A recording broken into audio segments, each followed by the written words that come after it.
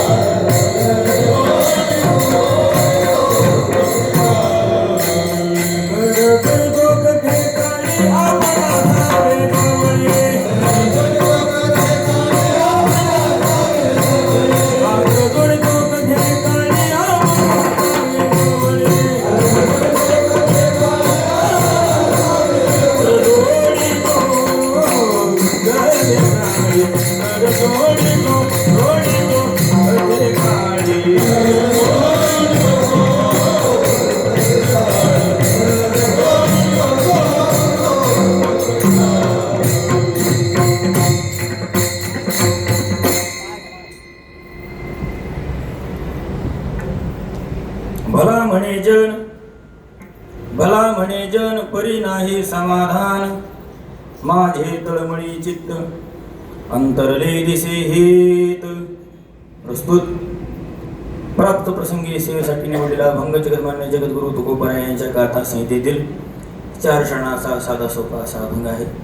या अभंगातून जगद्गुरु तुकाराम महाराज स्वतःची आत्मस्थिती सांगतात. आज या परम आणि पावन भूमीमध्ये चालत असलेला हा अधिक महिना, पुरुषोत्तम महिना, मलमास, अजून काय काय म्हणतात, असं काही जे काही नाव आहेत, त्या अधिक महिन्याच्या पुण्य पावन दिवशी या झाडाच्या ठिकाणी जगद्गुरु तुकाराम महाराजांचं दिव्य वास्तव्य झालं. त्या पवित्र प्रांगणामध्ये आपल्याला काही संकीर्तनाचा योग संपूर्ण मावळ तालुक्याच्या वतीने येत आहे. हे आपलं परम भाग्य आहे. परमार्थाची सेवा करण्यासाठी काही उपयुक्त स्थानाची गरज असते. तुकाराम महाराज असं म्हणतात, तुकाराम महाराजांच्या शब्दात सांगतो, जेथे आठविती स्वामीचे ते पाय, उत्तम ते ठाय रम्य स्थळ. ज्या ठिकाणी गेल्यानंतर आपल्याला भगवंताचं चिंतन करू वाटतं ते जागा नाही, ती जागा जमीन नाही, ती जागा भूमी नाही, ती जागा पृथ्वी नाही, ती जागा फक्त देवाचं चरणच आहे असं समजून त्या ठिकाणी भेट द्यायला जायचं असतं. नको टाळ्या, नको नाही, बऱ्याच टाळ्यांनी घोटाळा झालाय. हा नको टाळ्या, आपलं ऐका तुम्ही, मी काही तुमचं मनोरंजन करायला आलो नाही. तुम्ही टाळ्या वाजवता याचा अर्थ तुम्हाला जास्त त्यांची संगत आहे. असो असो, इतक्यातच बाद झाला आपलं.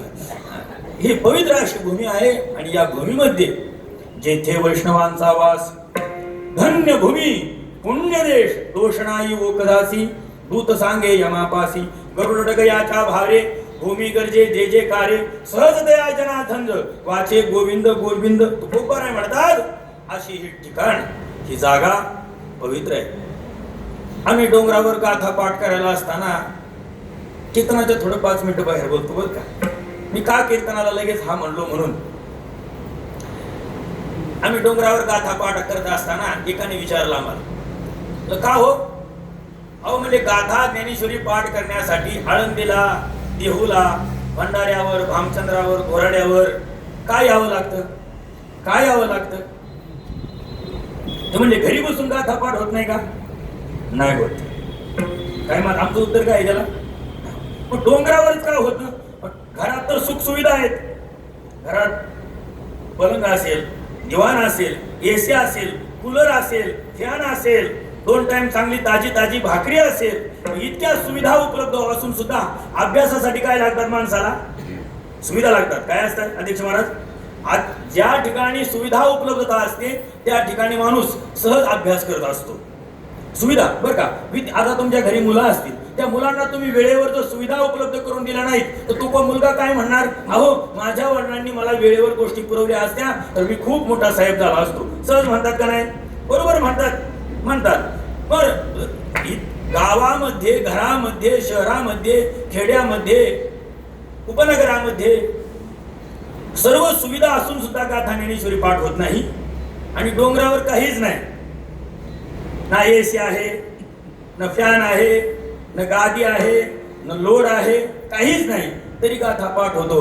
याचं कारण आहे ज्या ठिकाणी जगद्गुरु तुकोबारायांनी आपल्या अभंगाचे स्वर त्या जमिनीमध्ये मिसळले, त्या वातावरणामध्ये मिसळले. आजपर्यंत गाथा ज्ञानेश्वरी कंठस्थ करणाऱ्या लोकांचा असा अनुभव आहे की ते स्वर, ते शब्द त्या वातावरणामध्ये अजून असे पांगलेले आहेत, रममान, निरंतर, निरंतर अशी फिरत आहेत. आणि ते फिरलेले शब्द एकदा तरी त्या साधकाला स्पर्श करून जात असतील का नाही? जो साधक त्या डोंगरावरती, जो साधक देहूमध्ये, जो साधक, असं तुकाराम महाराज, कल्पना करा, जर तुकाराम महाराज पनवेलला बाजाराला चालले असतील तर तुकाराम महाराज या झाडाखाली बसले असतील, या झाडाखाली बसले असतील, कोणी सज्जन माणसं भेटली असतील आणि त्या सज्जन माणसं भेटल्यानंतर काय रामभाऊ तुमची म्हैस काय करते असं म्हणले असतील का? नाही. तुकाराम महाराजांचं चरित्र सांगतात, बोलण्याची नाही आता देवा विन काही, न बोलवणी काही, या पाहिले सकळे, असं तुकाराम महाराजांचं. न बोलवणी बोले केले प्रगट झाकिले, असं तुकाराम महाराजांचं चरित्र. ते तुकाराम महाराज इथे एखादा अभंग म्हणला असेल का नाही? हा, एखाद्याला काही परमार्थ सांगितला असेल का नाही? तुकाराम महाराज इथं आले असेल, काही भाकर तुकडा खाला असेल का नाही? तुकाराम महाराज इथं आले असेल, कधीतरी एका असं डोकं ठेवून या दगडाला झोपले असतील का नाही? तुकाराम महाराज इथं आले असतील, कधीतरी या ठिकाणी पाणी पिले असतील का नाही? ऐका, ज्या ठिकाणी तुकाराम महाराज आले, झोपले, पाणी पिलं, गप्पा गोष्टी केल्या, या एका क्षणाचं वातावरण या जमिनीमध्ये आजही उपलब्ध आहे. म्हणून या जमिनीमध्ये आल्यानंतर आपल्याला परमार्थच करावा वाटतोय. काय वाटतोय? परमार्थच करावा वाटतो. म्हणून अशा या पवित्र ठिकाणी आपण एका अधिक महिन्याच्या निमित्ताने महाराजांच्या संगतीमध्ये आपण सत्ता करत आहोत. आपल्याला द्यावे तेवढे धन्यवाद थोडेच आहेत. तुमच्यासाठी एकच प्रमाण म्हणतो, ते माझे सोयरे सज्जन सांगाती.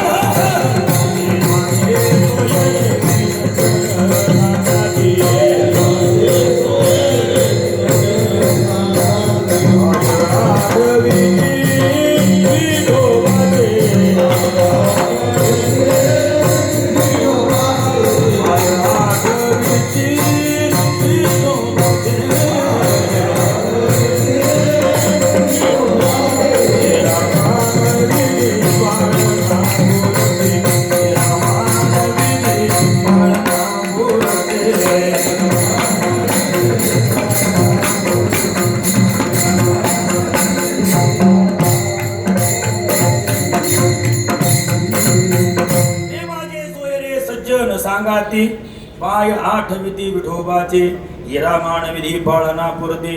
देवाची ती भूती म्हणून या सर्व भावी झालो वैष्णवांचा दास.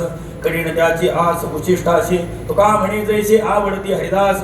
तैसी नाही आस अनेकांची. या पद्धतीने तुम्ही सर्व मायबाप साधक या ठिकाणी येऊन या पवित्र ठिकाणी सप्ताह करत आहात. आपल्याला द्यावे तेवढे धन्यवाद थोडेच आहे. इतकंच म्हणतो, त्यांच्या चरणा माझे दंडवत. जगद्गुरु तुकाराम महाराज, भला म्हणे जन परी नाही समाधान, या अभंगातून परमार्थिक साधकाच्या जीवनामध्ये साधकाने आपली साधना करत असताना आत्मचिंतन का करावं याचा उहापोह या अभंगातून करतात. परमार्थामध्ये किंवा व्यवहारामध्ये अलौकिकता साधण्यासाठी कोणाचा तरी आश्रय घ्यावा लागतो. बरं का, आश्रय काय करतो? माणसाला दिशा देतो. विनाश्रयान शोभंते वनिता दुहिता लता. शास्त्र असं सांगतं की आश्रयाशिवाय काही गोष्टी शोभत नाही. मग पहिली गोष्ट कोणती आहे? आश्रयाशिवाय. कीर्तनकार माईकचा आश्रय आहे, त्याला काय शोभत नाही. आता सध्या कीर्तनकारला कशाचा आश्रय? माईकचा आश्रय. हा, महाराज म्हणतात की पहिला वेलीला मोठं होण्यासाठी कशाचा तरी काय लागतो? आधार लागतो. आधार जीवनामध्ये माणसाला मोठं करतो. बरं का, कशाचा आधार? हा, माणसाला झोपायचं असेल तर कोणाला कीर्तनाचा आधार असतो. नाही कळलं? झोपणाऱ्यांना विचारा. आपल्याला उत्कृष्ट कार्य करायचं असेल तर कोणाच्या तरी आधाराने जावं लागतं. व्यवहारामध्ये एक म्हण आहे, अरे हा समाजामध्ये खूप मोठा झाला, याच्या पाठीमागे कोणीतरी गॉडफादर आहे, कोणीतरी काय मजबूत माणूस आहे. मजबूत माणूस काही करत नाही. बरं का, बरं का, काय करत नाही, फक्त तो आधार देतो ना. बरं का, मंडपातली वृद्ध माणसं काहीच नको करू द्या, पण ती असताना जो आधार येतो ना, तो कोणी जो मोठी माणसं कार्य करणारी जी आधार मिळू शकत नाही, तर त्यांच्या बसण्याने होणार आहे. आधार माणसाचं महत्वाचं आहे. पहिलं उदाहरण सांगतो. जीवन जगण्यासाठी लतेला म्हणजे वेलीला भिंतीचा आधार लागतो. दुसरं, जीवन जगण्यासाठी गाईला शेतकऱ्याचा आधार लागतो. दुभती गाय आहे आणि ती जर रानावनात फिरली ना, तर महाराज तिचा जो काही गोत्व आहे, गायीत्व आहे, ते स्पष्ट राहत नाही. का राहत नाही? कधी धार काढली, कधी नाही काढली, कधी दूध पिऊन गेलं वासरू, कधी नाही पिऊन गेलं. त्याने परिणाम काय होतो? परिणाम तिच्या शरीरावरती होतो. आश्रयाशिवाय गाई चांगली राहू शकत नाही. जसं पहिलं आश्रयाशिवाय वेली चांगली राहू शकत नाही, वाढू शकत नाही. आश्रयाशिवाय दुभती गाय पुष्ट राहू शकत नाही. तसं आश्रयाशिवाय स्त्री जीवन जगू शकत नाही. काय पाहिजे? आश्रय पाहिजे. म्हणून जसं वेलीला वाढण्यासाठी भिंतीचा आधार पाहिजे, गाईला जगण्यासाठी शेतकऱ्याचा आधार पाहिजे, स्त्रीला जगण्यासाठी लहानपणी वडिलांचा, तरुणपणी नवऱ्याचा आणि वृद्धपणी मुलाचा आधार पाहिजे. जसं या तिघांनाही आधाराची गरज असती, तसं परमार्थ करताना सुद्धा साधकाला भगवंताच्या चरणाचा आधार पाहिजे. गोपराय म्हणतात, आम्हा शरणागत तुझाची आधारे,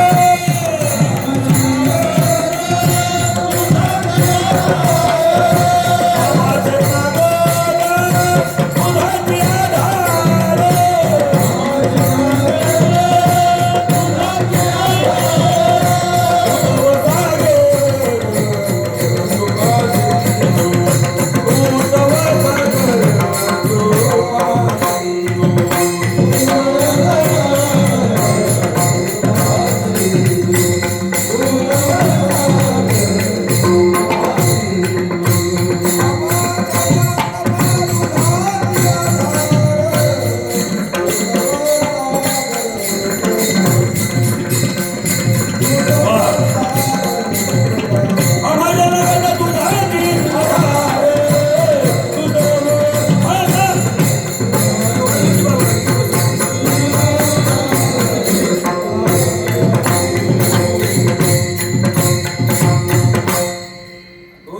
लावल्यावर रान भरून निघते.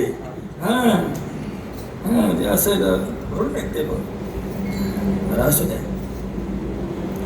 कीर्तन झाल्यावर मेवाज येतो, आहे की नाही अण्णा? बरं जाऊ द्या. आम्हा शरणागता तुझाची आधार. गायकाला पाण्याचा आधार आहे. फक्त बाटलीचा घेऊ नका म्हणजे झालं. नाही, मी पाण्याचा म्हणतोय हो, मी तुम्ही दुसरीकडेच जाताय. आम्हा शरणागता तुझाची आधार. परमार्थिक साधकाला भगवत चरणाचा आधार असतो आणि त्या आधाराने आपल्या जीवनाचा उत्कर्ष करत असतो. ज्यावेळेस आपल्या जीवनाचा उत्कर्ष करत असतो त्यावेळेस दोन वर्ग आहेत, एक साधकाचा आणि दुसरा संसाराचा. एक आहे साधकाचा आणि दुसरा संसाराचा. हे दोन्ही वर्ग आहेत. साधक साधकाच्या ठिकाणी गुलाब महाराज परमार्थ करतो आबा, आणि संसारी संसाराच्या ठिकाणी परमार्थ करतो.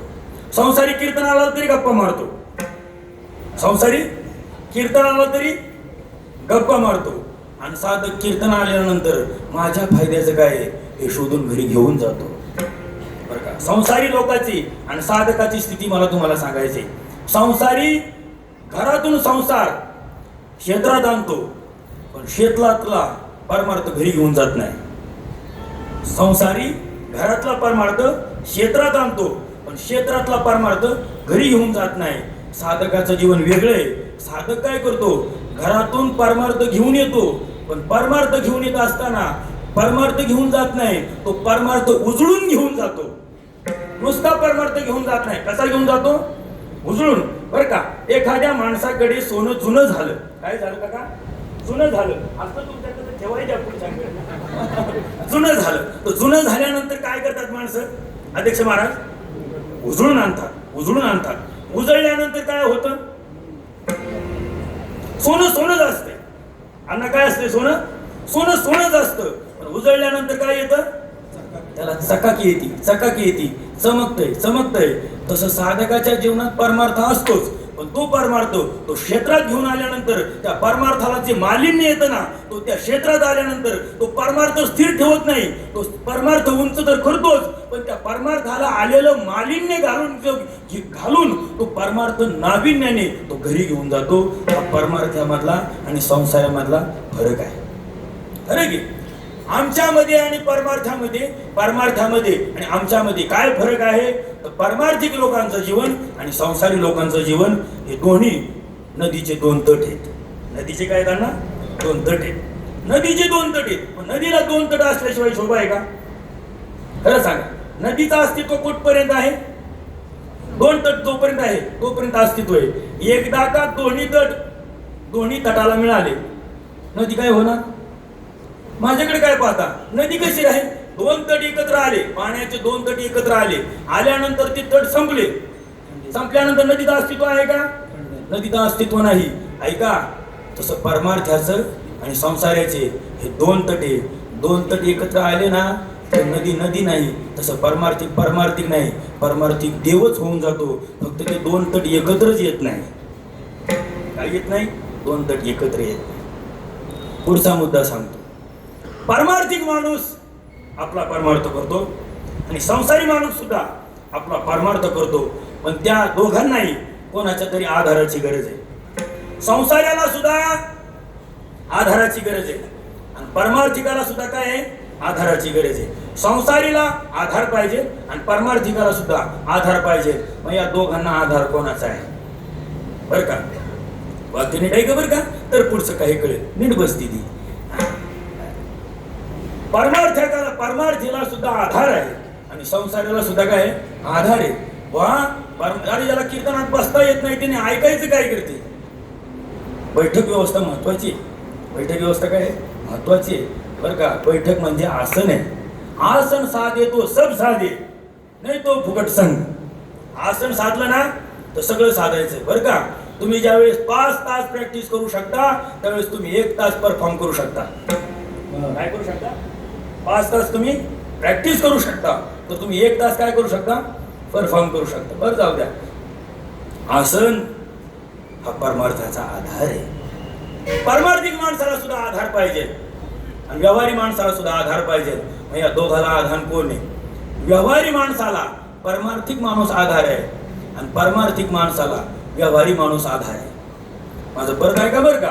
परमार्थिक माणसाला व्यवहारी माणूस आधार आहे आणि व्यवहारी माणसाला परमार्थिक माणूस आधार आहे. कसं आहे तुम्हाला पटवून देतो. परमार्थिक माणसाला व्यवहारी माणूस आधार आहे आणि व्यवहारी माणसाला परमार्थिक माणूस आधार आहे. या वाक्याचा मी सिद्धता सांगतोय. काय सिद्धता सांगतोय? याला कारण आहे.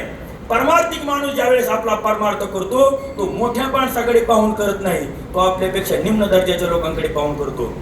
गृहस्थ ज्यावेळेस परमार्थ करतो तो आपल्यापेक्षा निम्न दर्जाच्या लोकांकडे पाहून करत नाही, आपल्यापेक्षा मोठ्या माणसाकडे पाहून करतो.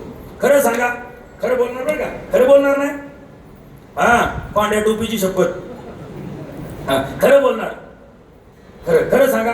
आपण आपली इमारत ज्यावेळेस बांधतो, घर बांधले असतील ना तुम्ही, आपली इमारत ज्यावेळेस बांधतो एखाद्या मोठ्या बिल्डिंग कडे पाहून बांधतो का झोपड्याकडे पाहून बांधतो? बोला बोला बोला तर मला पुढे काहीतरी सांगता येईल. प्रवीण महाराज सांगा. मोठी बिल्डिंग पाहून. आपल्याला मोठी बिल्डिंग पाहिलं ना की मनात येतं अरे माझं झोपडे. आपल्याला सुद्धा काय व्हावं लागतंय? याच्यासारखं करावं लागतंय. व्यवहारी माणूस आपला उत्तम व्यवहार करत असताना आपल्यापेक्षा निम्न दर्जाचा माणूस शोधतो. अरे त्यावेळेस आपण प्रवास करतो पुण्याला, मुंबईला, नाशिकला, कोल्हापूरला, समजा लोणावळ्यामध्ये शहरात गेल्यानंतर आपल्याला भिकारी दिसतात ना, दिसतात बरं का. मग दिसल्यानंतर ते भिकारी काय करतात? रस्त्यावरती हात पसरतात. त्यापेक्षा मोठी भिकारी कीर्तनाच्या मंडपात असतात. हे लोक लक्ष देत नाही. असू द्या जाऊ द्या. ते हात पुढं करतात. काय करतात? हात पुढं करतात. मग 2 रुपये, 4 रुपये, 10 रुपये असं जमा करतात. आणि जमा केल्यानंतर त्यांचं संपूर्ण आयुष्य ते फुटपाथवरती काढतात. खरे सांगा, तेही जीवन जगतात, आपणही जीवन जगतो. मला प्रश्न कधी कधी पडतो, अरे ही मुलं फुटपाथवरती जन्मतात, तिथेच लहानाची मोठी होतात, त्यांना खर्च बाबूजी किती असेल? किती असेल? नाही ना, बरं का. ज्याच्या गरजा सीमित आहेत त्याचा खर्च कसा आहे? सीमित आहे. ज्याच्या गरजा सीमित त्याचा खर्च सीमित. ज्याच्या गरजा मोठ्या त्याचा खर्च मोठा. बरं का. खरं सांगा, एखाद्या लहान मुलाला तुम्ही जर 500 रुपये दिले, किती रुपये? बरं का दादू, मी किती दिले तुला? 500. अरे कशाला कीर्तन करायचं पोरग आहे, नाही कशाला म्हणतो तू? किती दिले? 500 दिले. हा तरी म्हणून नाही म्हण तर नाही आवडत. किती दिले तुला मी? हा 500 दिले. समज बरं का फक्त, नाही कळलं जाऊ दे. 500 दिले दिले. तू ते किती वेळात खर्च करू शकतो? तू सांगा. तुला मी 500 रुपये दिले, तू किती वेळात खर्च करू शकतो? एका दिवसात, 2 दिवसात? बरं तू सांग, अवसानातला गडी दिसतोय, तू किती वेळात खर्च करू शकतो तू 500 रुपये? किती? 5 मिनिटात. वा वा, एक नंबर उत्तर आहे, जमिनीचं आहे ना. पैसे कशाचे? ऐका, तेच काका, मी तुम्हाला 500 रुपये दिले. किती? तुम्हाला 500 रुपये दिले. तुम्ही किती वेळात खर्च करणार? पहिली ती नोट पाहणार. पहिली ती काय पाहणार? नोट. अरे माझ्याकडे मला उदाहरण सांगायचे, तुम्ही ऐका, गप्पा मारू नका, माझं ऐका. पहिली ती नोट पाहणार आणि ती 500ची नोट पाहिल्यानंतर तुम्ही तुमचा भूतकाळ आठवणार. अरे मला सहज 500 रुपये मिळालेले आहेत, पण हेच 500 रुपये कमवण्यासाठी मी एक दिवस 1.5 रुपया रोजाने कामाला जात होतो. काय आठवणार अध्यक्ष? मी हेच 500 रुपये मोडण्यासाठी मी 1.5 रुपया रोजाने कामाला जात होतो.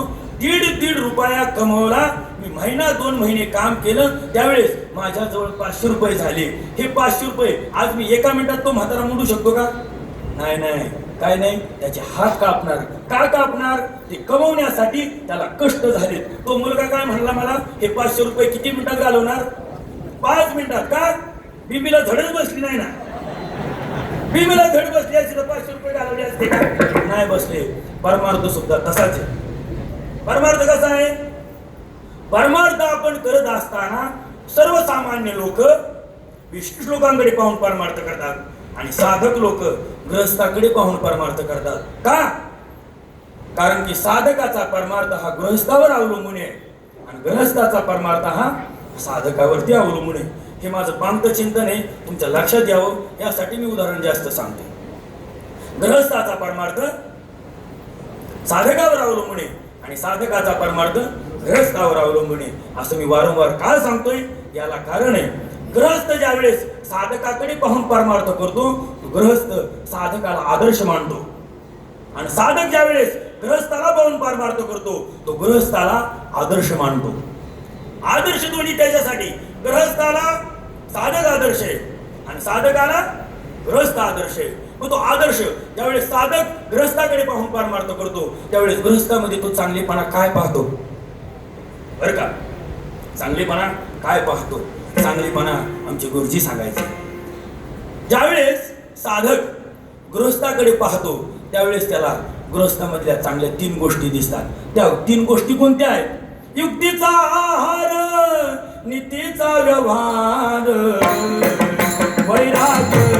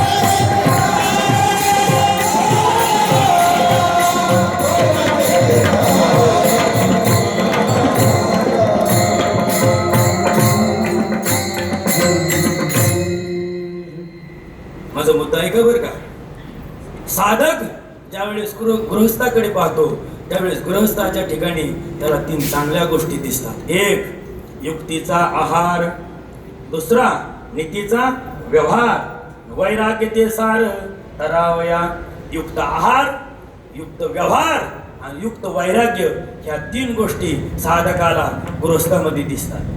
बरं का, मी असं का म्हणतो? माझ्याकडे लक्ष द्या. मी असं का म्हणतो? आम्ही घोराडेश्वरावर राहिलो होतो. मी जवळजवळ 7-8 वर्ष राहिलो. माझ्या जीवनातला अनुभव सांगतो. ज्यावेळेस आम्ही डोंगरावर राहिलो होतो त्यावेळेस आपले वेगळे आमदार आहेत ना, दिगंबर शेठ, त्यांच्या कुंडमाळ्यावरती आमची मधुकरी होती. आणि ते शेठ आम्हाला रोज मधुकरी द्यायचे. आमचे थोरले कदमवाले होते, आमची पाळी तिकडे होते. काही सोमाटण्याला जायचे, काही गहुंजाला जायचे. असं वाटून आता 40-50 मुलगं होतं. आम्ही भाकरी लई लागत होत्या महाराज. आम्ही जायचो. तर ते कुंडमाळ्यातला माझ्या जीवनातला मी प्रसंग सांगतो. आम्ही भाकरीला गेलो आणि भाकरीला गेल्यानंतर एक दिवस काय झालं, एक आजी असं मध्यम वयाची स्त्री होती, समजा 40 ते 45 वर्षाची असं स्त्री. ती कुलूप लावून बेनायला निघली होती. शेतामध्ये भुईमुग बेनायला निघाली होती. मी आपलं गेलो, फडकं होतं माझ्याकडे, किटली होती, ताट होतं. मी मधुकरीला गेलो. मधुकरी असा शब्द, मधुकरी असं म्हणायचं बरं का. उमऱ्यात जायचं नाही. शहाण्या मधुकरी मागणाऱ्याने कोणाच्या उमऱ्यात जायचं, उमऱ्याच्या आत जायचं नाही, असं नियम आहे. मधुकरी असं म्हणालो. ती माझ्या समोर कुलूप लावून निघाली होती. तिचा मुलगा कॉलेजला चालला होता. कुठे चालला होता? कॉलेजला चालला होता. तिचा मुलगा कॉलेजला डबा भरून घेऊन चालला होता. तिने कुलूप लावलं होतं. बेनायला समजा भुईमुग खुरपायला तिच्या डोक्यावरती पाठी होती. आणि मी तिथं गेलो. आजी कुठे चालले? आई साहेब कुठं चालले? नाही महाराज, बुवा साहेब आज माफ करा, आज मी जरा गडबडीने खुरपायला जायचे, भुईमुग खुरपायचा म्हणले, मग आज माफ करा. काय आता माफ करा म्हटल्यानंतर मी काय केलं, देगा उसका भी भला न देगा उसका भी भला, असं मी निघून चाललो. निघून चालल्यानंतर त्या स्त्रीने, बेनायला चाललेल्या स्त्रीने मला आवाज दिला, बुवा महाराज थांबा. तिचा शब्द माझ्या जीवनात अजून काळ असं घेऊन ठेवला मी. ती काय आवाज दिला तिने मला, बुवा महाराज. दोन्ही विशेषण काय, बुवा आणि महाराज, कोणता तरी एक असेल, नाही कळायचं, नंतर कळायचं. बुवा महाराज थांबा, असं बुवा महाराज थांबा असं म्हटल्यानंतर मी थांबलो. तिने दरवाजा उघडला नाही. तिने तिचा कॉलेजला निघालेल्या मुलाला आवाज दिला, ए स्वप्नील थांब, थांबला इकडे. काय आई म्हणजे दप्तरामधला त्या सॅक मधला डबा काढला. डबा काढला आणि डबा काढल्यानंतर तिने तो डबा काढला. त्यामध्ये जी चपाती होती, भाकरी होती, चटणी काय जे होतं तिने माझ्या मधुकरीच्या भांड्यामध्ये टाकलं. मला ते विशेष वाटलं. विशेष काय वाटलं, तिचा मुलगा कॉलेजला निघालाय. जे मला मधुकरी वाटतात ते आमच्या सोयी संबंधातले आहेत का? त्यांचे आमचे काही नाते संबंध आहेत का? आम्ही त्यांना काही उचल दिलेली आहे का त्यांना काय त्याला म्हणतात एक खानवळ लावलेली आहे का? काहीच नाही ना. काही नसताना सुद्धा ती स्त्री आवाज देते आणि आवाज देऊन काय म्हणते, थांब, त्या बुवा महाराजला तुझ्या डब्यातलं सर्व दे. आणि दिल्यानंतर मला तो काय खाईल? मी असं त्या स्त्रीला म्हणालो, आई साहेब तुम्ही मला दिलं, तो काय खाईल? ते म्हणजे एक दिवस उपाशी राहिला तर मरणार नाही. त्यांनी काय त्याला काय म्हणाली, स्वतःच्या मुलाला काय म्हणाली, एक दिवस उपाशी राहिला तर मरणार नाही. हेच वाक्य ती मलाही म्हणू शकत होती. हेच वाक्य ती मला म्हणू शकत होती, एक दिवस बुवा उपाशी राहिला तर मरणार नाही. ऐका, साधक ज्यावेळेस गृहस्थाकडे पाहतो ना आणि गृहस्थ ज्यावेळेस साधकाकडे पाहतात ना, दोन्हीचा अँगल एक झाला तर परमार्थ घडतो. संविषमता झाली ना तर घडलेला परमार्थ ढासळून जातो. तिच्या अंतकरणात आम्ही महाराज आहे, बुवा आहे हे नाही. आम्ही कोणत्या गावचे आहे, आमची कोणती जात आहे, आमचं कोणतं नाव आहे, आम्ही घरातले किती बलाढ्य आहोत, आमची ओळख किती मोठी आहे, आमच्या कोण पाया पडतोय, आम्ही कीर्तन किती चांगलं करतोय, आमच्याकडे काय स्केल आहे, आमच्याकडे काय कला आहे, आमच्याकडे काय वक्तृत्व आहे, आमचं किती पाठांतर आहे, हे पाहिलं का तिने? नाही. तिच्या अंतकरणामध्ये आबा एकच गोष्ट आहे, माझ्या दारामध्ये मधुकरीच्या स्वरूपामध्ये ज्ञानोबराय तुकोबराय आलेत, माझे ज्ञानोबराय तुकोबराय उपाशी नाही गेले पाहिजे. काय तिची धारणा काय आहे? गृहस्थ ज्यावेळेस संसाराकडे पाहतो, संसारी ज्यावेळेस साधकाकडे पाहतो, त्यावेळेस हे दोन्ही अँगल स्वतंत्र आहेत. पहिला अँगल सांगितला अन्न मी, की ज्यावेळेस साधक गृहस्थाकडे पाहतो, त्याला युक्तीचा आहार वाटतो, त्याचं खाण पाण उत्तम वाटतं, नीतीचा व्यवहार वाटतो. व्यवहार कसा शुद्ध असावा तुकोबराय त्याचं वर्णन करतात. जोडोनी यादन जोडोनी यादन उत्तम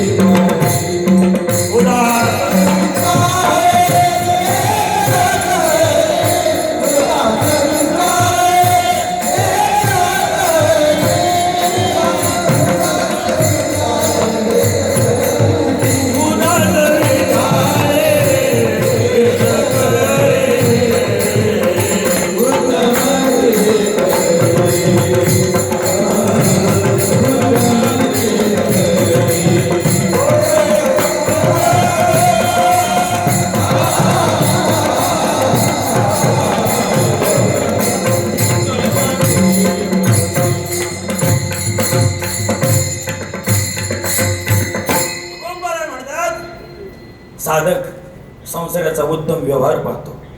बरं का, उत्तम व्यवहारी माणसं उत्तम परमार्थिक होऊ शकतात, पण उत्तम परमार्थिक माणसं उत्तम व्यवहारी असतीलच? नाही नाही नाही, उत्तम परमार्थिक माणसं ही उत्तमच व्यवहारी असतात. ती उत्तम व्यवहारी असतात म्हणून परमार्थिक होतात. बरं का, आमचे गुरुजी काय म्हणायचे, ज्याला व्यवहार कळत नाही त्याला परमार्थ कळू शकत नाही. व्यवहार आहे का नाही? बरं का, एक ताबडत कीर्तनकार बारीक होता. किती बारीक बारीक बारीक पिल्ल कीर्तन इतकेच असते, इतकंच असते. किती असते? इतकंच पिल्लू असते. आणि ते समोरच्याला म्हणते, समजा काकांचं वय आता 70 आहे, यांचं 60 65 70 असेल, ते काय म्हणते, ए काका तुम्हाला संसार कसा करायचा कळते का? तुझं वय किती? काय वा, आपल्या संप्रदायाला लागलेलं हे किडे फळ पिकू द्या, मोठं होऊ द्या. कार्पेटनी पिकलेलं पीक फळ नेहमी त्रास देत.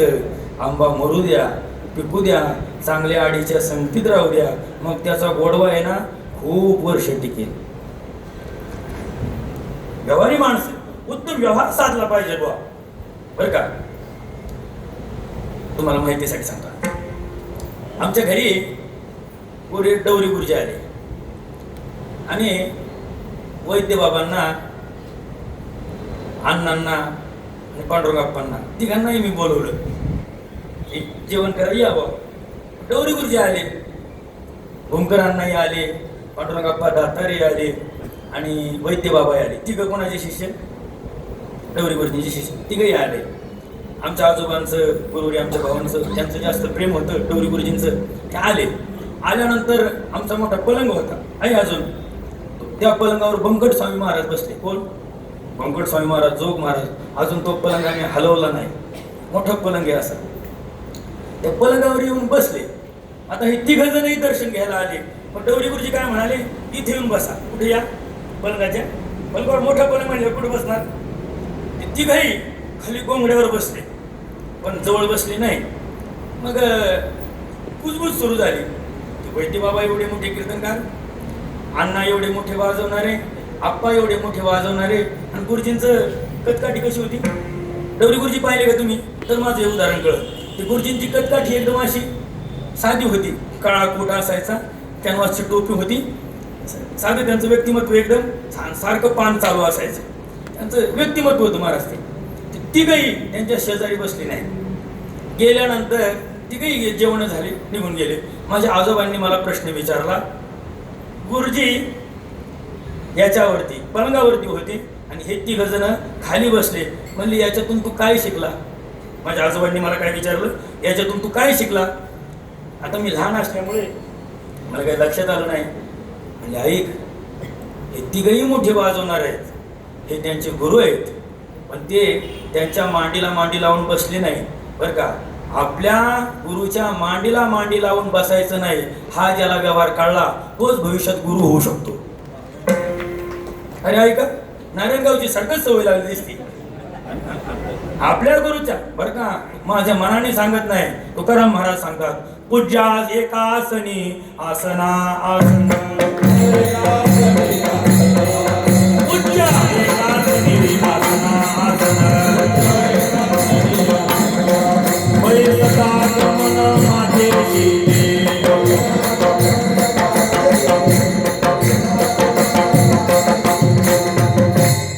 याचा अर्थ काय? घरी जाऊन घरी गाथा वाचून पहा. पूज्या एकासनी आसन आसन, पूज्य व्यक्तीच्या आसनाच्या ठिकाणी आसन लावून बसणं, बैसता गमन माते शिते, हा व्यवहार कळायला पाहिजे. साधकाला व्यवहारातला, व्यवहारी माणसातला परमार्थ कळतो. जोडून आधन उत्तम व्यवहार हे कळतं. साधकाला ग्रस्तातलं वैराग्य कळतं. या तिन्ही गोष्टी कळतात. जसं साधक संसाराकडे पाहतो तसा संसारी सुद्धा साधकाकडे पाहतो. साधक ज्यावेळेस, संसारी ज्यावेळेस साधकाकडे पाहतो त्यावेळेस तो कोणत्या अँगलने पाहतो बरं का. चिरंजीव पदामध्ये तो अँगल आलाय, चिरंजीव पदामध्ये तो अँगल आलाय. साधक म्हणतो बरं का, आता कीर्तनाला जवळजवळ 1500 लोक आलेले आहेत, 1500 लोक आले. मग कीर्तनाला आल्यानंतर कीर्तन करायचे का पाया पडते?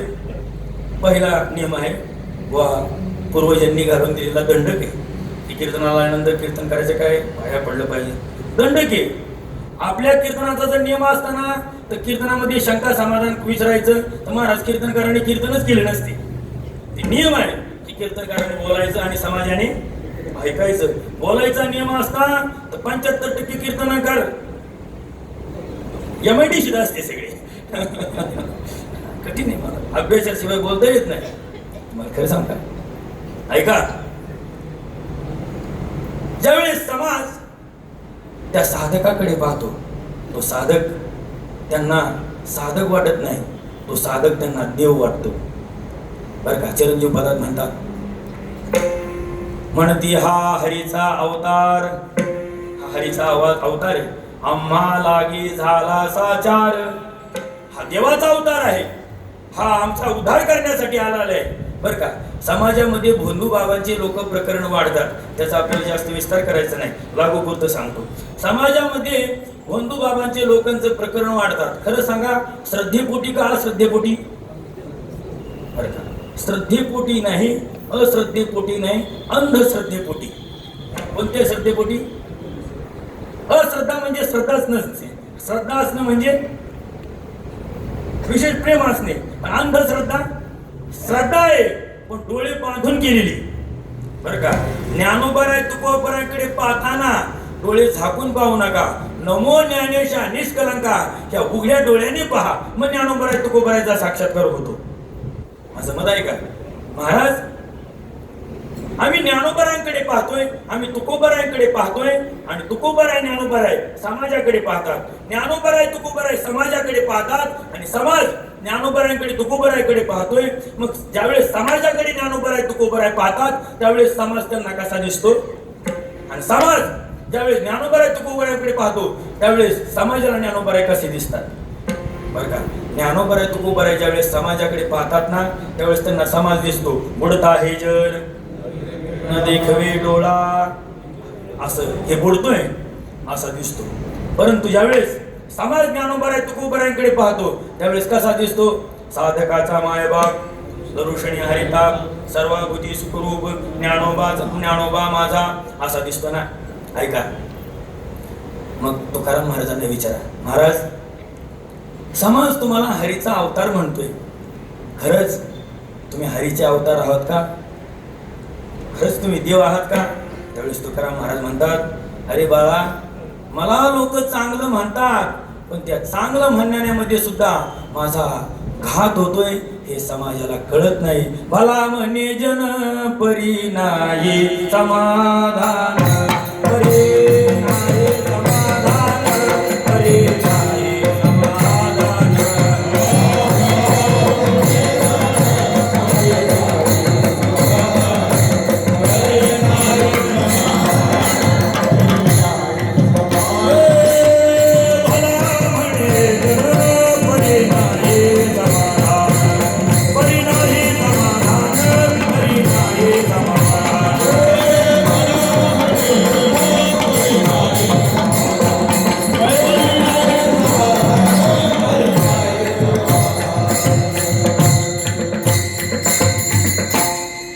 तुकाराम महाराज म्हणतात, लोक मला चांगली म्हणतात, पण लोक मला चांगलं म्हणत असताना मी चांगला आहे का याचं मी आत्मपरीक्षण केलं नाही. मला म्हणीजन परी नाही समाधान. मग का हो, लोक तुकाराम महाराजांना भलं म्हणतात पण तुकाराम महाराजांना समाधान नाही. याला कारण आहे. तुकोबराय म्हणतात, नोये दास खरा, नोये दास खरा,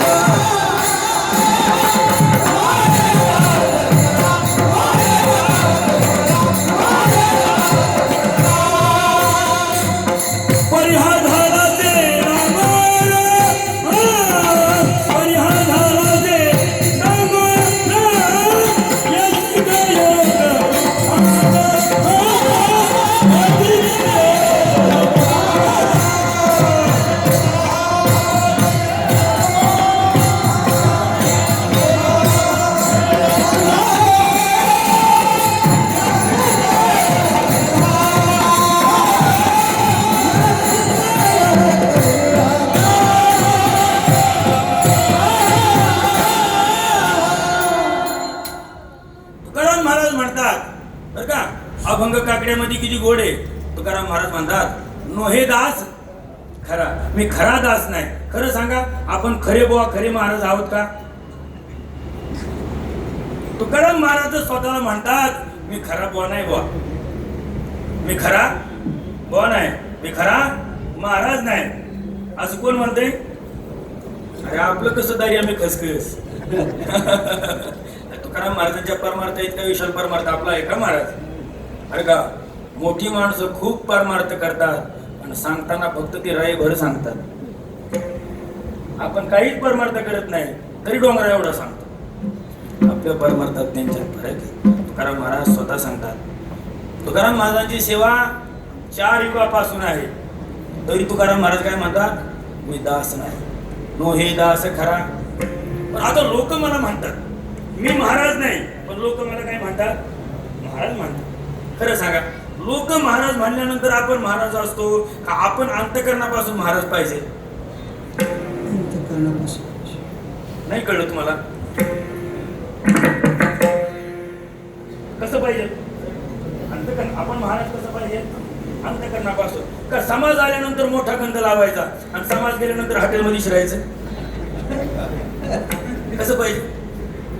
बर का, माझं वाक्य आहे का? बर का, जसे तुम्ही लोकांतामध्ये असता त्याच स्वरूपामध्ये तुम्ही जर एकांतात असताना तरच ते तुमचं खरं आणि स्थायी स्वरूप आहे.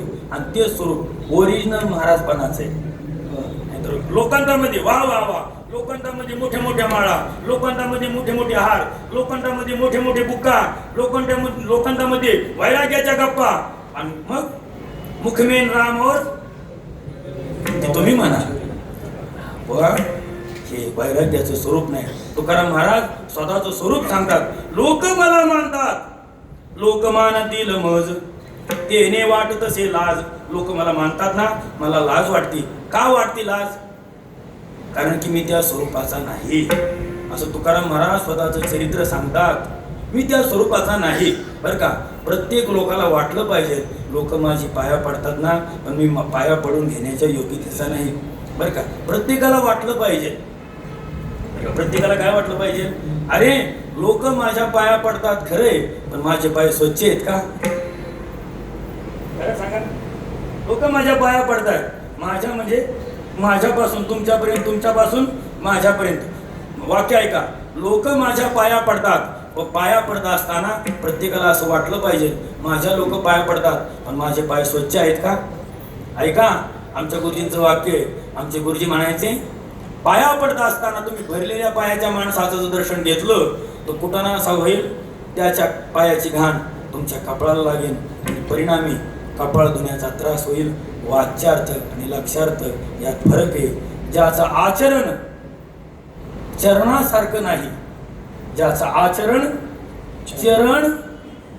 चरणासारखं नाही, त्याचे चरण डोकं ठेवण्यासारखे नसतात. तुकाराम महाराज म्हणतात, मी मला त्या योग्यतेचा समजत नाही. मी त्या योग्यतेचा समजत नसल्यामुळे लोक मला मानतात आणि ती मान्यता माझ्या तळमळीचं कारण आहे. माझे चित्त माझे तळमळी चित्त, माझे तळमळी चित्त,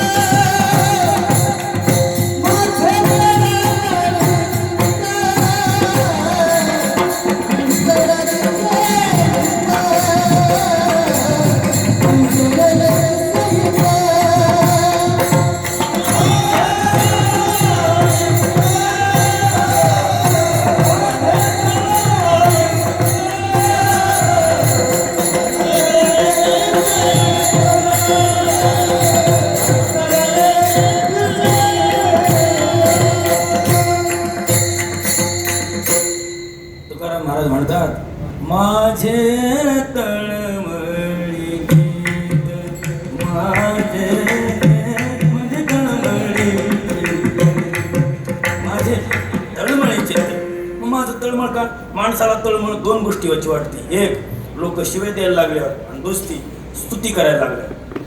मग तुम्हाला तळमळ कधी वाटते? माझे सांगतो, लोकांनी आम्हाला शिव्या दिल्या ना की आवडत नाही. लोकांनी जरा कमी दिलं की काय वाटत नाही, आवडत नाही. तळमळ होती. काय होती? तळमळ होती. तळमळ. अरे कालच्या सारखं रान झालं नाही, काय होते नाही कळलं. तळमळ होती. तळमळ होती. खरं सांगा, माणसाची व्यवहार वाढण्यासाठी तळमळ असावी का माणसाची परमार्थ वाढण्यासाठी तळमळ असावी? खरं सांगा, परमार्थ वाढण्यासाठी तळमळ असावी ना. आता उद्यापासून इथून जाऊच नका कोण. हे कीर्तनातलं फक्त बोल नाही. हे कीर्तनातलं काय, माणसाची तळमळ फक्त परमार्थ वाढण्यासाठी असावी. या मी जर असं म्हणाल माझ्या वाक्याला किती मतदान पडेल, 100% मतदान होणार. होणार का नाही काका? 100% मतदान होणार. पण मतदान केल्यानंतर कागद फक्त बोलच सांभाळावं लागणार. सांगणं आणि जगणं यामध्ये फरक आहे. तुकाराम महाराज म्हणतात, माझी स्तुती केली तरी मला दुःख होतंय आणि निंदा केली मला आनंद होतोय. तुकोबरायचं प्रमाण सांगतो. तुकोबराय म्हणतात, माझी आता लोक सुखे निंदा करू, माझी आता लोक सुखे निंदा करू, म्हणते आम्ही दारू काढेला बारीना धाटूना. माझी आता लोक सुखे निंदा करू, माझी आता लोक सुखे निंदा करू, निंदा करू, माझे आता लोक सुखे निंदा करू, म्हणते हा विचारू साडीला कारण सरते करू पांडुरंगी, कारण सरते करा पांडुरंगी. माझी आता लोक सुखी निंदा करू. लोकांनी सुखी निंदोत हे जन. बर का, लोकांनी आमची का निंदा करावी? कळत न कळत पाप घडतच असतात. काय कळतात? कळत न कळत पाप घडतच असतात. कळत केलेल्या पापाचं प्रायश्चित्त स्वतःला भोगावं लागतं. पण न कळलेले पाप कळत नाहीत ना. मग न कळलेल्या पापाचं प्रायश्चित्त जे निंदा करतात ना त्यांना भोगावं लागतं. म्हणून परमार्थिक माणसाने आपलं काही नाही बंद करायला आलं तरी चालेल, पण तोंड बंद ठेवलं पाहिजे. इतकं समजलं ना, लोक कीर्तनाला येतात, पंक्ती कीर्तनाची पंगत हाणतात आणि निघताना म्हणतात, आळणी अरे ते धर्माचं भोजन आहे, तुला फुकट मिळणे, जाता जाता निंदा करून गेला, जेवढ्यांनी खाल्लं तेवढ्या सगळ्यांचं पाप बोकंडी घेऊन चालला तू. कप लोकांना कळतच नाही परमार्थ महाराजजी. अरे ही बारकी गोष्ट आहे, गोष्ट दिसायला बारकी आहे पण डोंगरा एवढी आहे. तुकाराम महाराज म्हणतात, लोक माझी निंदा करतायत याचा मला आनंद आहे, पण लोक माझी स्तुती करतायत त्यामुळे. बरं, स्तुती केल्यानंतर दुःख का होतंय? बरं का, जितकी तुम्ही साधकाची स्तुती करणार तितकातून साधनेपासून लांब जाणार. एखाद्या पकवाजवाल्या माणसाला विचारा, वा वा काय पकवाज वाजवतो तू, वा वा वा वा, तुम्ही तुमच्यासारखा पकवाज, अरे फुगला फुगला फुगला फुटला. एकदा माणूस फुगला की अभ्यास करत नाही. बरं का, काय करत नाही तुमचं? बरं का अण्णा, मी रात्री 11 वाजता धुळ्याहून आलो. सकाळी मला 7 वाजले यायला. आल्यानंतर स्नान करून आमच्या वडिलांनी मला पाठ घ्यायला लावला. काय घ्यायला लावला? पाठ घ्यायला लावला. 7 ते 9 मी पाठ घेतला आणि पाठ घेतल्यानंतर मी भाकर खाली. कधी? सकाळी 9 वाजता. म्हणजे आता झोप. पहिलंच झोपलो असतो ना. काय म्हणले? पहिलंच झोपलो तुम्ही म्हणजे मला गाडीत झोप लागत नाही. माझं एक दुर्गुण आहे, मला काय लागत नाही, गाडीत झोप लागत नाही. आणि दुसरा सगुण आहे, गाडी जितकी चांगली आवृत्ती होती तितकी कुठंच होत नाही. काय होत नाही? आमच्या दोघांचा आमचा दादूचा आमचा स्वभाव आहे, आम्ही व्यवहारातल्या गप्पा मारित नाही. का मारत नाही? व्यवहारातल्या गप्पा मारायला बाबाच झालो नाही. का? व्यवहारातली माणसं खात कुटतात आणि परिणाम काय होतं? जेथे पाहे तेथे कांडती घुस आणि चिपाडे चोखणी पाहतीरस. संसारी लोकांसारखं जर आम्ही वागलो तर त्यांच्यात आमच्यात काय फरक आहे? आमचा गाडीतला नेम आहे, जवळजवळ रोज 1000 अभंग तरी व्हावे. आम्हाला किती अभंग? 1000 अभंग व्हावे असा शास्त्री महाराज आमचा काय नियम आहे. असा नियम प्रत्येकाने पाळला ना तर भजण्यामध्ये भांडणं होणार नाही.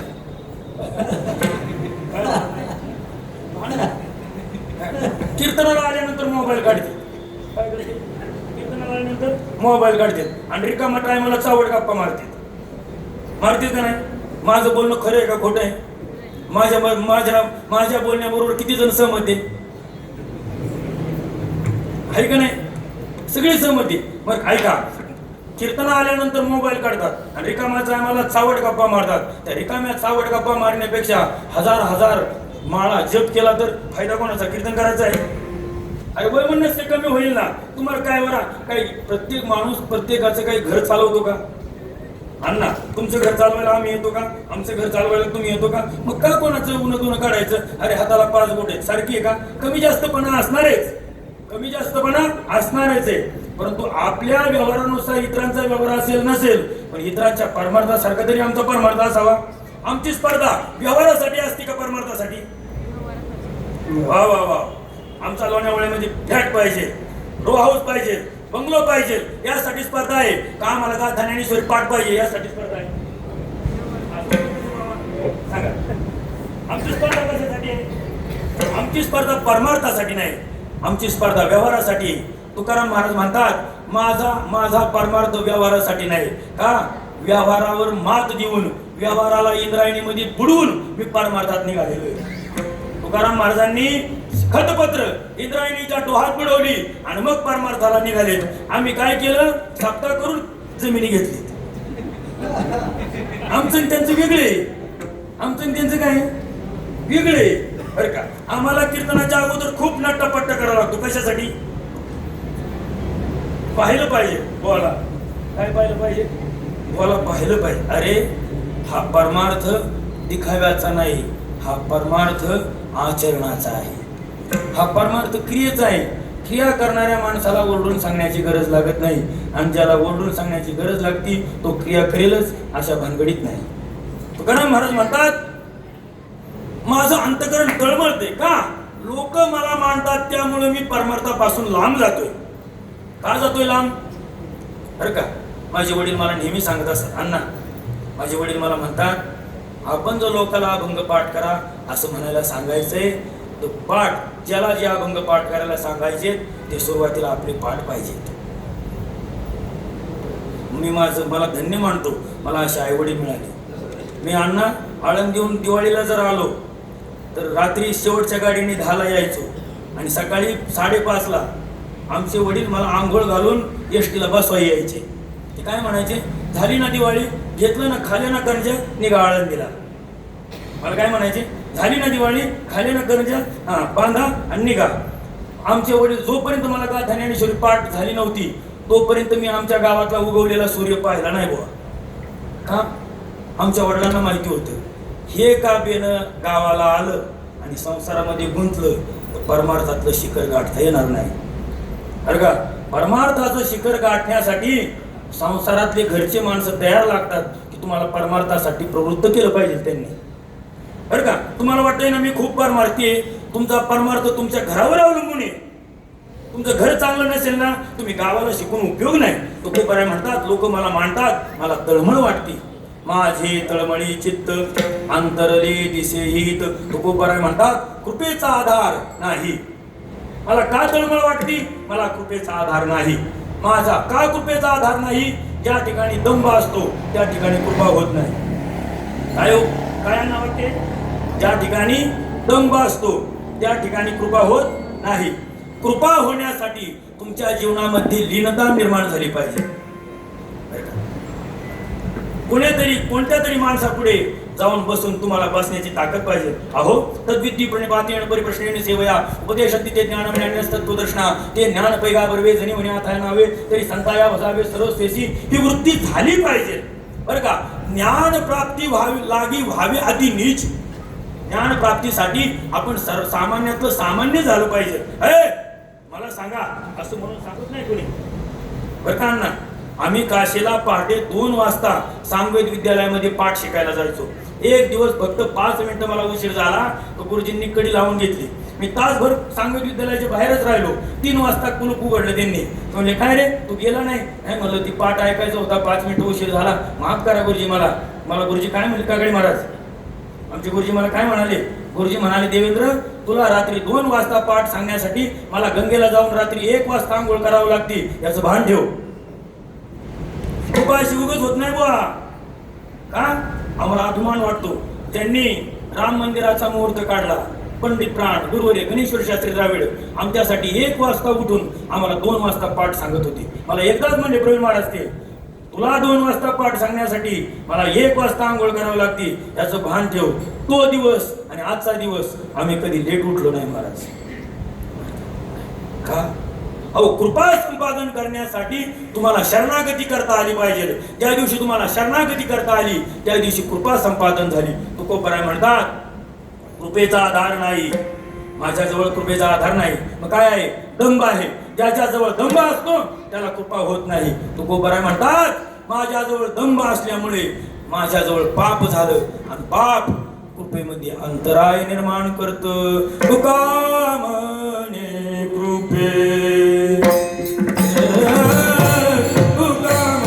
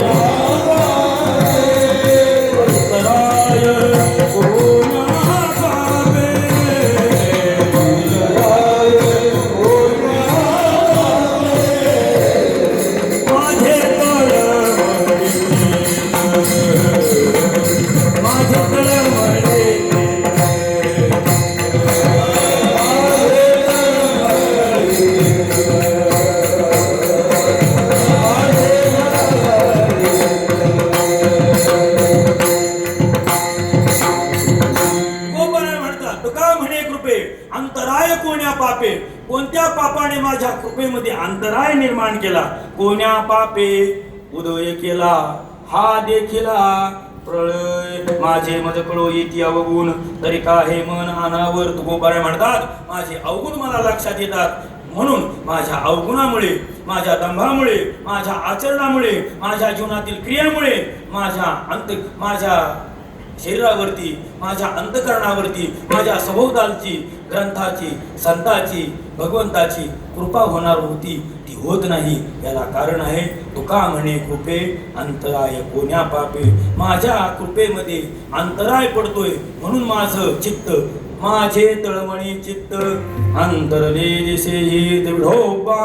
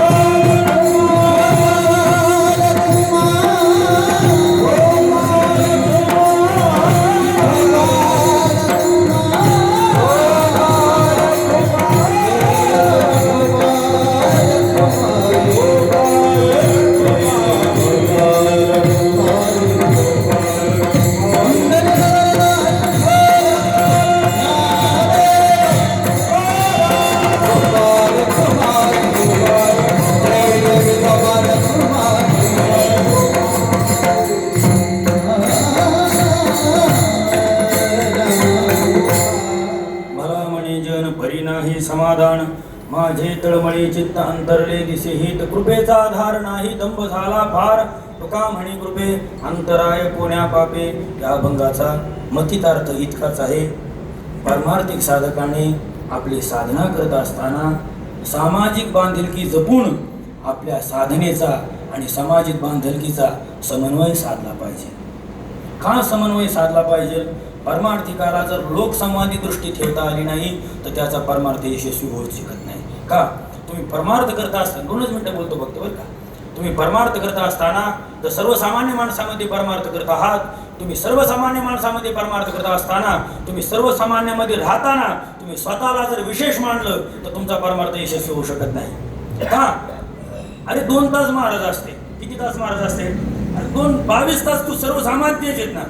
काय आहे 22 तास तू कोण आहे? सर्वसामान्य आहेस. 22 तास तू सर्वसामान्य राहिला तरच तुझी 2 तासाची महाराज टिकू शकते. पण माणसं नेहमी हवेत राहतात. कशात राहतात बरं का? आमच्याकडे मी कॉलेजला असताना एस पीला एक आमचे सर होते देव सर. ते आम्हाला MPhilच्या लास्ट इयरला होते. ते मला नेहमी सांगायचे. ते म्हणायचे संप्रदाय असो किंवा व्यवहार असो, बरं का दादा, संप्रदाय असो किंवा व्यवहार असो, तुम्हाला खूप दिवस टिकायचं असेल ना तर तुम्हाला जमिनीवर चालावं लागेल. काय चालावं लागेल? जमिनीवर चालावं लागेल. एका शेतकऱ्याने आपल्या मृत्यूपत्रामध्ये आपल्या मुलांना अध्यक्ष महाराज एक वाक्य लिहून ठेवलं. एका शेतकऱ्याने आपल्या मृत्यूपत्रामध्ये आपल्या मुलांना एक वाक्य लिहून ठेवलं. काय वाक्य होतं? म्हणजे शेताला जाताना सावलीत जा आणि सावलीत या, तुमची प्रगती होईल. शेताला जाताना सावलीत जा आणि सावलीत या, तुमची काय होईल? प्रगती होईल. म्हणजे अहो तो म्हणला त्यांनी 10 गुंठे विकू पण घरापासून शेतापर्यंत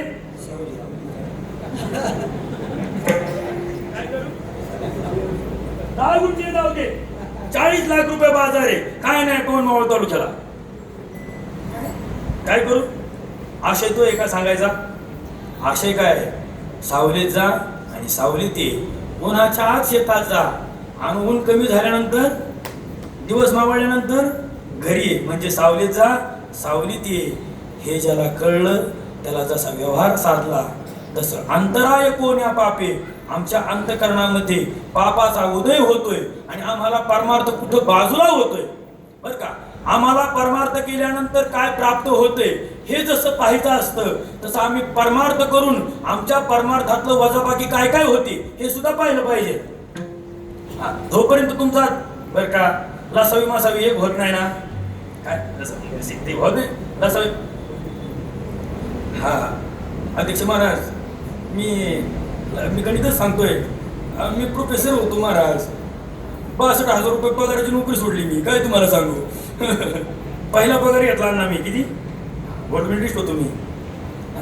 फकीर झालो त्याच्या डबल चौपट आलं परमार्थ असं म्हणायचं मला. ऐका परमार्थाचा अध्यक्ष आनंद आहे. तुमचं गणित जुळलं पाहिजे. काय जुळलं पाहिजे बरं का? व्यवहाराचं आणि परमार्थाचं गणित जुळत असताना तुमचा गुणाकार कुठं होतोय? तुमची वजाबाकी कुठे होते? तुमचं आधी बेरीज कुठं होते आणि तुमचा भागाकार कुठं होतोय हे जोपर्यंत कळत नाही ना तोपर्यंत म्हणजे काय तुमच्या परमार्थाचं परीक्षण झालं पाहिजे. आपण व्यवहार करत असताना आम्हाला किती मिळालं, किती जमा झालं, नफा किती, तोटा किती याचा विचार करणार का नाही? करतच असता. जसं व्यवहाराचा विचार करताना तसं परमार्थाचा विचार करा. बरं का? मी सगळ्यांना नम्रतेची विनंती करतो. प्रत्येकाने एक विचार करा. मी 50 वर्ष माळ घातली. किती वर्ष? मी 50 वर्ष माळ घातली. 50 वर्ष माळ घालून मी परमार्थातलं बरं का मी परमार्थातलं खरंच काय कमवलंय आणि मी व्यवहारातलं खरंच काय गमवलंय हे काय केलं पाहिजे? कंपॅरिझन झालं पाहिजे. जोपर्यंत होत नाही ना कितीही सत्य करा, लोक सत्याला येणार आहेत, जेवणार आहेत. म्हणून आपल्या जीवनाची प्रगती होण्यासाठी आपण आपलं आत्मपरीक्षण केलं पाहिजे. पण ते आत्मपरीक्षण करताना सुद्धा या तुकाराम महाराजांच्या संगतीत केलं पाहिजे. ज्यांनी आपल्या जीवनाची परीक्षा घेतली आणि जे आपल्या जीवनाची परीक्षा घेण्याच्या योग्यतेचे आहेत अशाच्या संगतीत राहून आपण परमार्थ केला पाहिजे. हीच माझी विनंती आहे. मग आपली परीक्षा घेण्याच्या योग्यतेचे कोण आहेत? दोघंच आहेत. ज्ञानेश्वर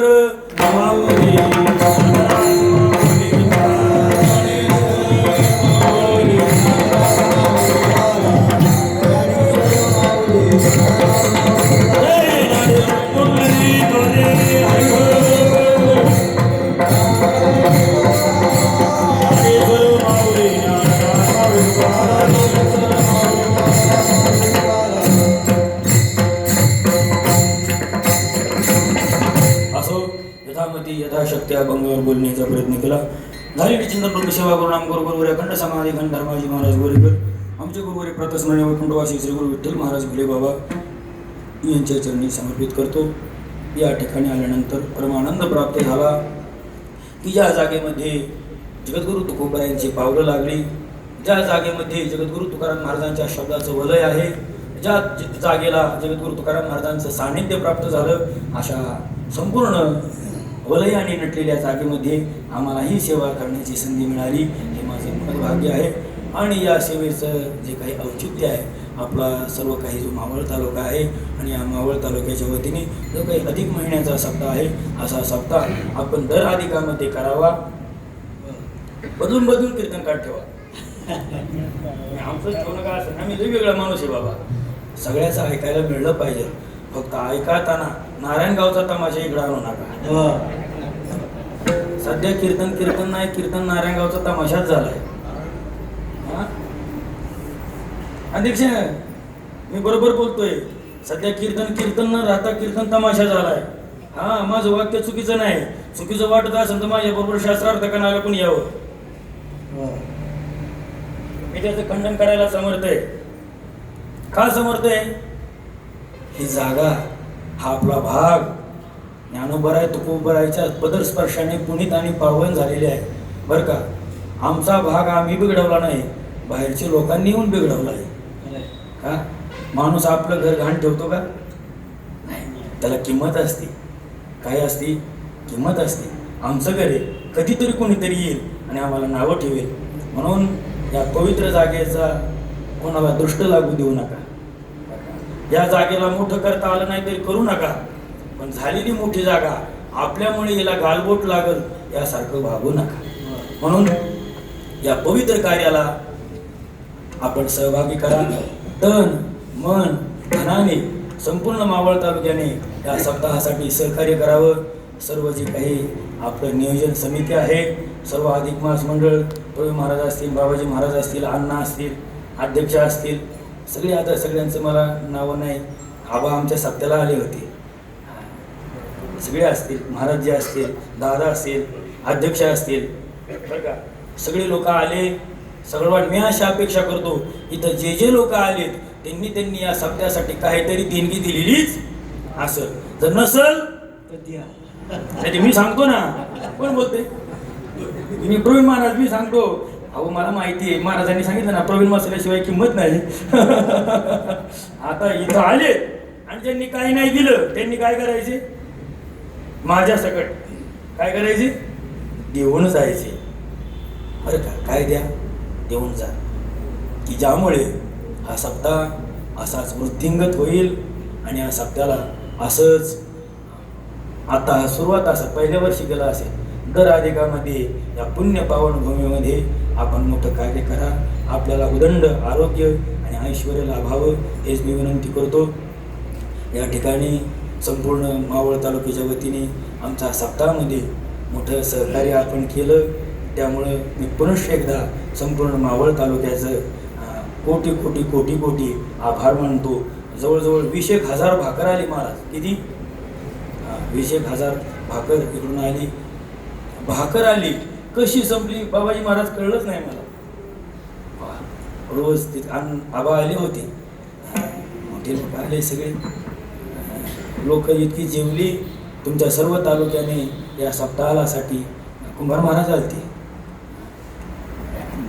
बाहेरून पाठिंबा नाही त्यांचा, काही लोकांनी पाठिंबा दिला, पण बाहेरून कसा दिला? दादा पाठिंबा बाहेरून आला. आमची अपेक्षा होती दादा आले पाहिजे होते. दादा आता येतील, आता मोठं काहीतरी घेऊन येतील असं मी अपेक्षा करतो. असं आपण सर्व या सप्ताहाला मदत केली. मी संपूर्ण मावळ तालुक्याचा आयुष्यभर ऋणी राहील हेच मी या ठिकाणी बोलतो. एकदा मोठ्या प्रेमाने आवडीने जगद्गुरु तुकाराम महाराजांचं भजन करा. ज्यांना असं वाटतंय देवाने आपल्याला 2 हात दिले त्यांनी टाळी वाजवा. ज्यांना वाटत नाही आपल्याला 2 हात आहेत त्यांनी आपलं पंगत धरली तरी झालं. थांबा तुकाराम तुकाराम तुकाराम